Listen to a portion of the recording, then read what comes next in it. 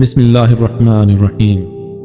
اللہم صلی وسلم وبارک علی سیدنا محمد وعلی آلہ وصحبہ۔ سلسلہ حق کے معزز سامعین، السلام علیکم۔ ام المومنین حضرت خدیجہ الکبریٰ رضی اللہ عنہا کے وصال اور جناب ابو طالب کی وفات کے بعد حالات اور زیادہ خراب ہو گئے۔ مشرکین مکہ کے مظالم و گستاخیاں اور زیادہ بڑھ گئیں۔ یہاں عقل دم بخود ہو جاتی ہے اور دل و دماغ حیرت زدہ رہ جاتا ہے کہ آخر وہ کیا اسباب و عوامل تھے جنہوں نے مسلمانوں کو اس قدر انتہائی اور معجزانہ حد تک ثابت قدم رکھا۔ آخر مسلمانوں نے کس طرح ان بے پایاں مظالم پر صبر کیا جنہیں سن کر رونگٹے کھڑے ہو جاتے ہیں اور دل لرز اٹھتا ہے۔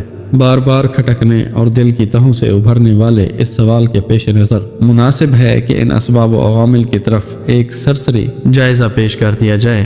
ان اسباب میں سب سے پہلا اور اہم سبب اللہ کی ذات واحد پر ایمان اور اس کی ٹھیک ٹھیک معرفت ہے، کیونکہ جب ایمان کی حرارت دلوں میں جانگزیں ہو جاتی ہے تو وہ پہاڑوں سے ٹکرا جاتا ہے، اور جو شخص ایسے ایمان محکم اور یقین کامل سے بہرہور ہو وہ دنیا کی مشکلات کو خواہ وہ جتنی بھی زیادہ ہوں اور جیسے بھی بھاری بھرکم، خطرناک اور سخت ہوں، اپنے ایمان کے بالمقابل خاطر میں نہیں لاتا۔ اس لیے مومن اپنے ایمان کی حلاوت، یقین کی تازگی اور اعتقاد کی بشاشت کے سامنے ان مشکلات کی کوئی پرواہ نہیں کرتا۔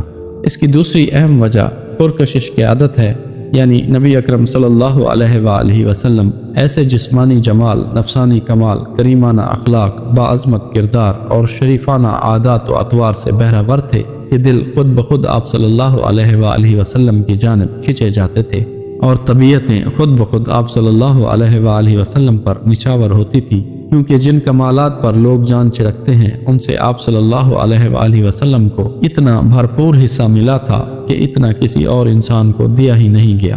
آپ صلی اللہ علیہ وآلہ وسلم شرف و عظمت اور فضل و کمال کی سب سے بلند چوٹی پر جلوہ فگن تھے۔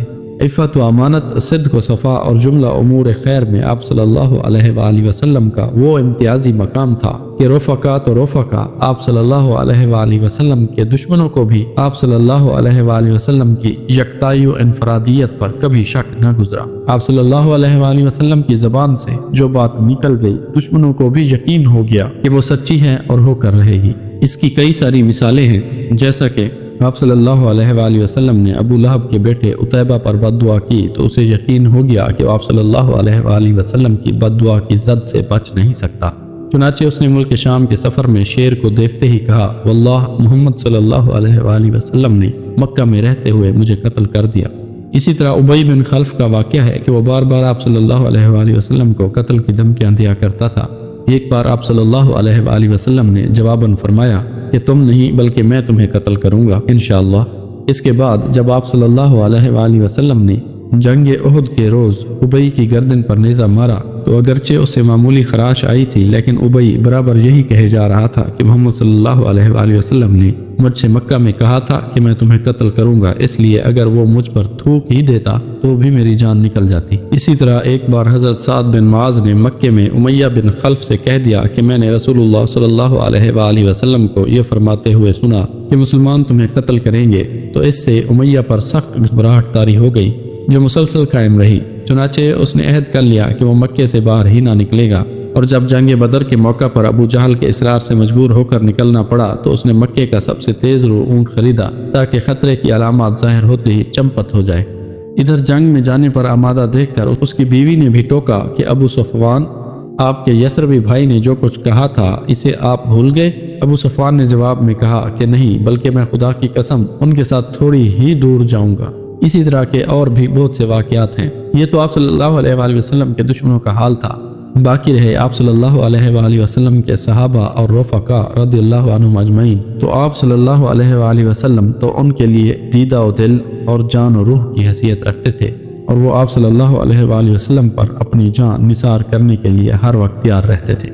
اس محبت و فداکاری اور جان نثاری اور جان سپاری کا نتیجہ یہ تھا کہ صحابہ کرام رضی اللہ عنہم اجمعین کو یہ گوارا نہ تھا کہ آپ صلی اللہ علیہ وآلہ وسلم کے ناخن میں خراش تک آ جائے یا آپ صلی اللہ علیہ وآلہ وسلم کے پاؤں مبارک میں کانٹا ہی چپ جائے، خواہ اس کے لیے ان کی گردنیں ہی کیوں نہ کٹ جائیں۔ ایک روز ابو بکر صدیق رضی اللہ عنہ کو بری طرح کچل دیا گیا اور انہیں سخت مار ماری گئی۔ عتبہ بن ربیعہ ان کے قریب آ کر انہیں 2 پیوند لگے ہوئے جوتوں سے مارنے لگا، چہرے کو خصوصیت سے نشانہ بنایا، پھر پیٹ پر چڑھ گیا۔ کیفیت یہ تھی کہ چہرے اور ناک کا پتہ نہیں چل رہا تھا۔ پھر ان کے قبیلہ بنو تیم کے لوگ انہیں ایک کپڑے میں لپیٹ کر گھر لے گئے۔ انہیں یقین تھا کہ اب یہ زندہ نہ بچیں گے، لیکن دن کے خاتمے کے قریب ان کی زبان کھل گئی، اور زبان کھلی تو یہ بولے کہ رسول اللہ صلی اللہ علیہ وآلہ وسلم کا کیا ہوا؟ اس پر بنو تیم نے انہیں سخت سست کہا، ملامت کی، اور ان کی ماں ام الخیر سے یہ کہہ کر اٹھ کھڑے ہوئے کہ انہیں کچھ کھلا پلا دینا۔